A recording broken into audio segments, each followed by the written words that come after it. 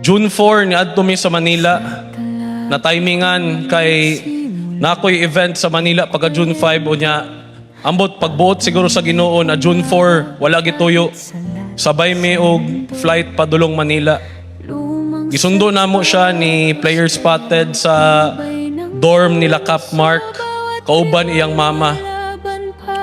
So before ato padulong na mig airport, gastorya mi. Kay iyang mama night before nipalit og 20 or 10 kabuok na jerseys ni Bobet. Kay gusto niya ibaligya. So niingon si Bobet na ayaw kabalaka hawdon ako dito sa Manila.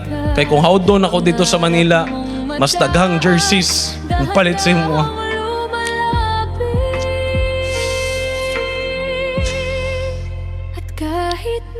Napa may sasakyanan, dagan na kayo siya pangarap na ginaingon.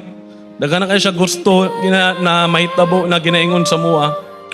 Ginaingon po niya sa mua na hawdon niya sa Ateneo de Manila. Kay para makademand siya sa Ateneo de Manila na mapaskwela niya iyang mga igsuon.